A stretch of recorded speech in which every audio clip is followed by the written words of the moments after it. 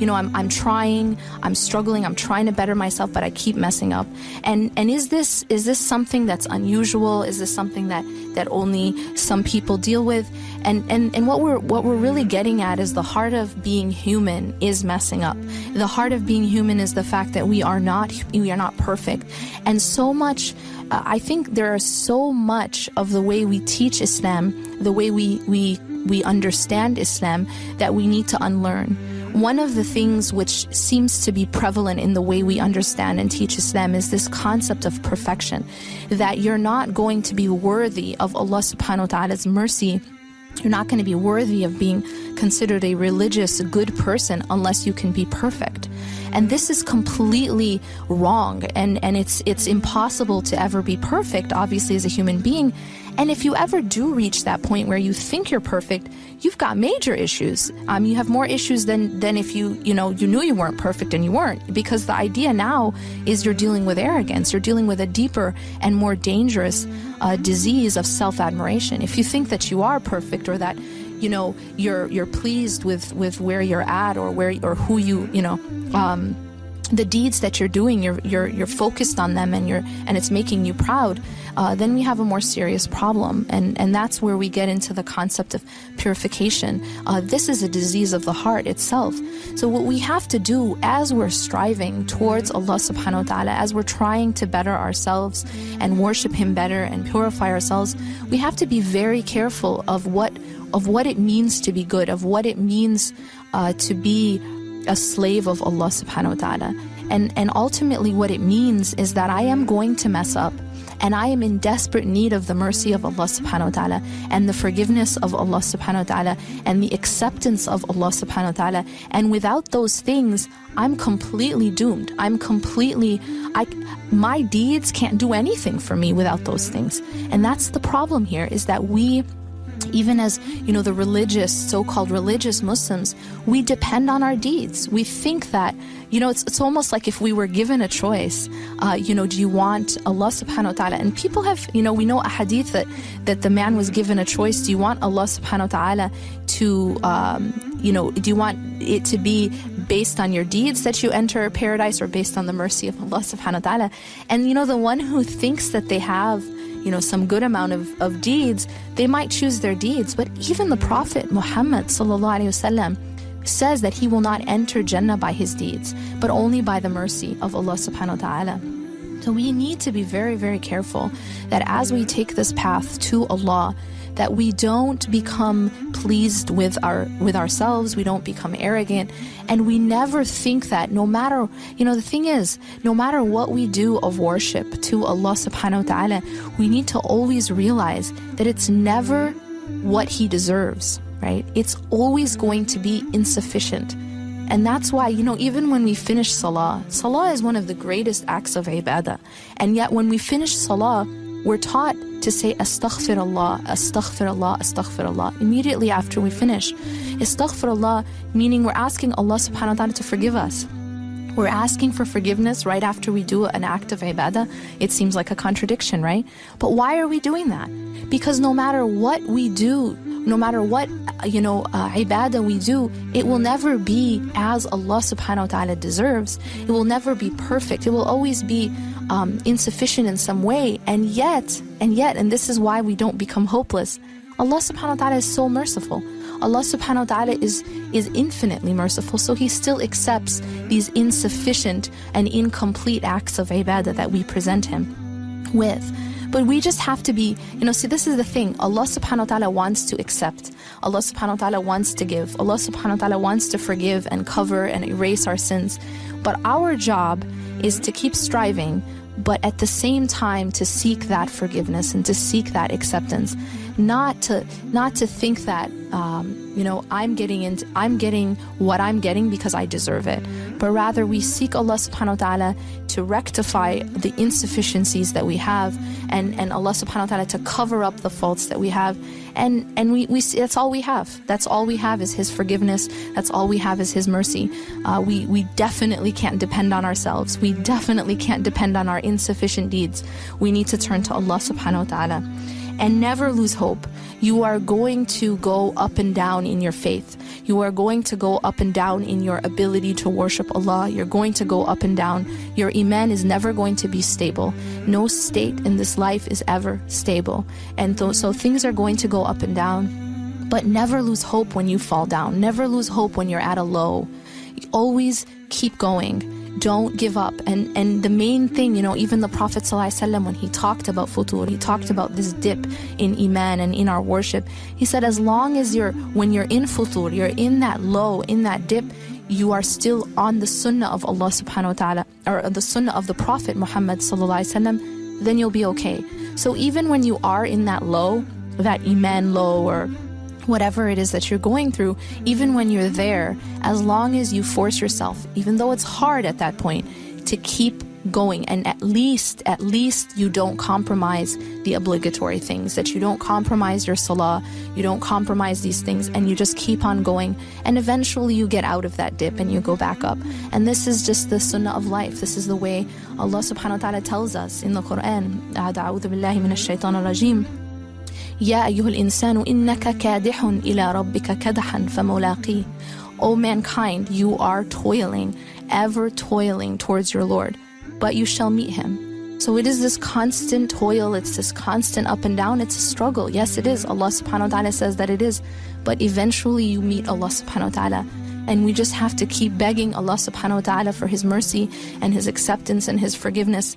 And we ask Allah subhanahu wa ta'ala to protect us from our own selves, our own weaknesses, our own nafs, and from shaitan.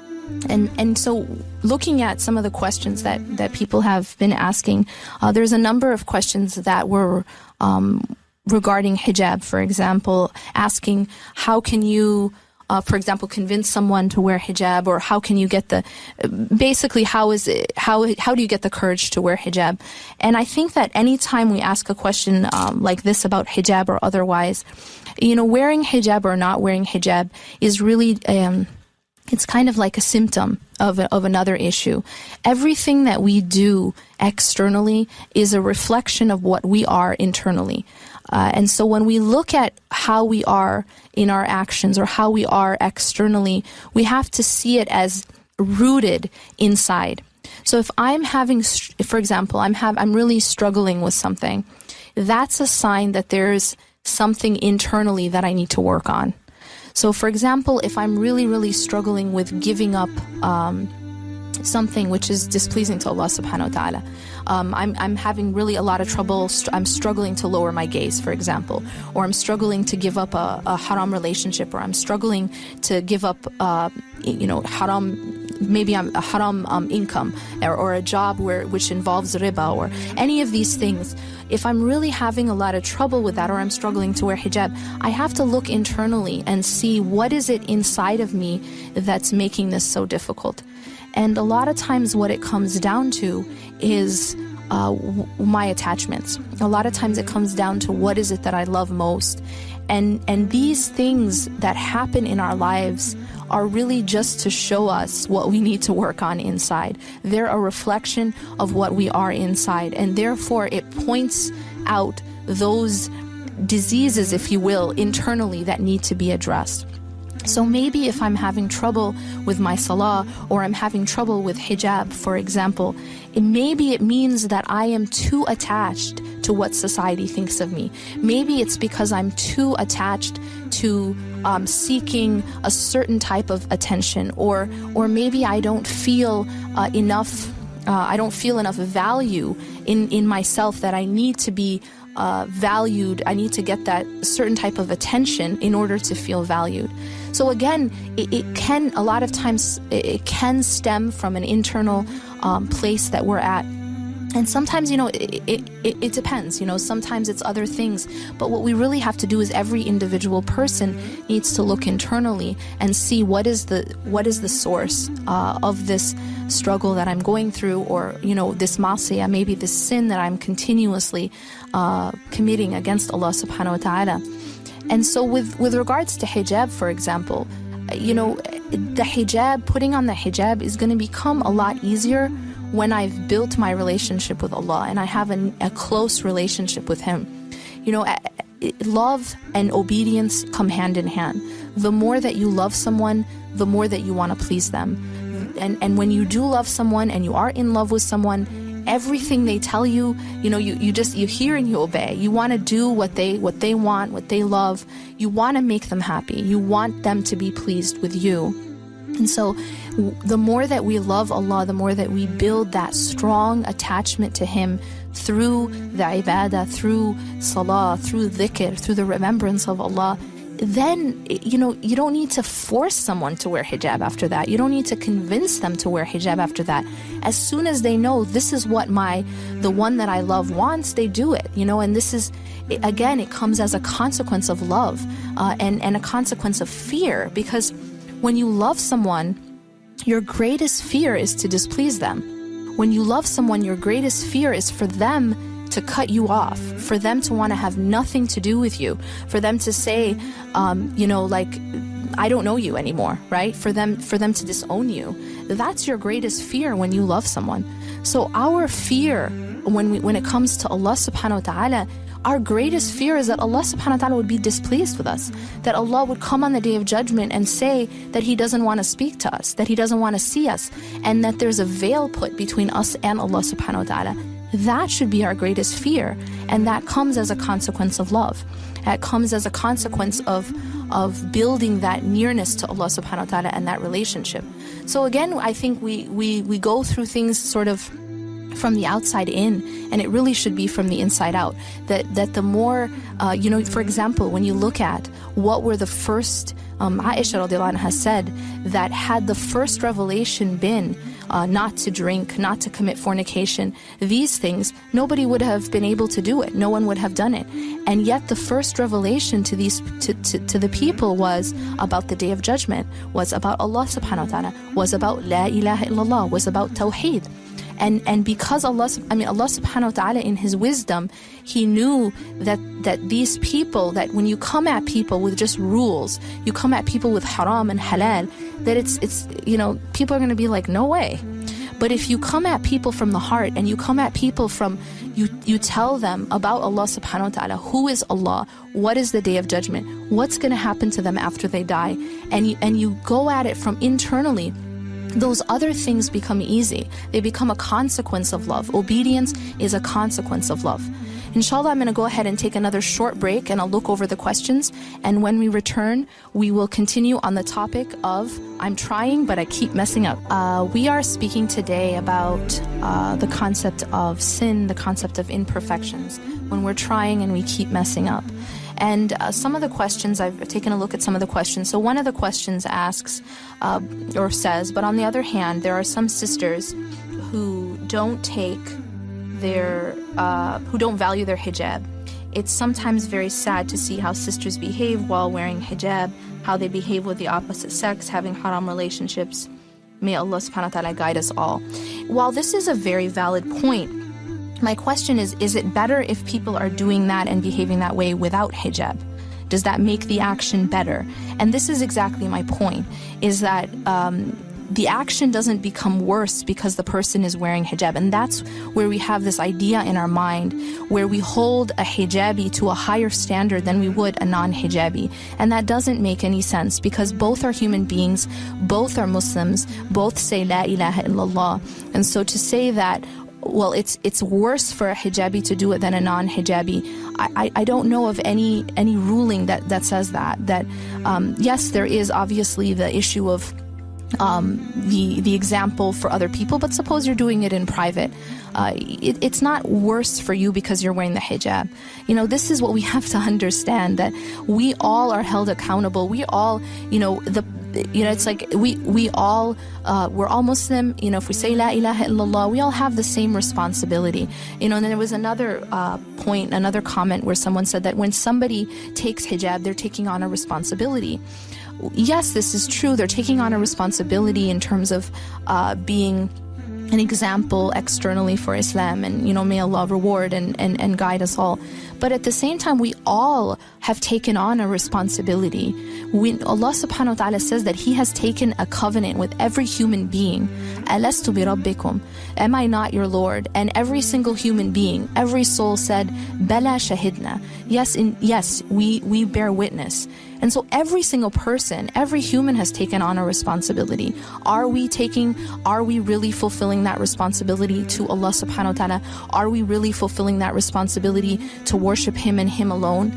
No, Allah, we're falling short. We all are falling short. And so we have to stop pointing fingers and really look internally. What are we doing? How is it that we can improve? Really, subhanAllah, we have to realize that the way in which we want Allah subhanahu wa ta'ala to deal with us is the way we need to deal with other people. If we look at other people and we're so quick to want to, hold them accountable, so quick to criticize, so quick to put them down, that we don't want Allah subhanahu wa ta'ala to hold us to that, and we're so slow to forgive people, right? Oh, they did this to me, or they, and we want to exact, revenge, and we want to hold on to things. And yet when we turn to Allah, we want Him to be very different with us. Imagine for a moment if Allah subhanahu wa ta'ala treated us the way we treat other people. Imagine for a moment if Allah held us accountable for everything that we did and refused to forgive us and wanted to exact, a retribution for every wrong that we did. We would be doomed.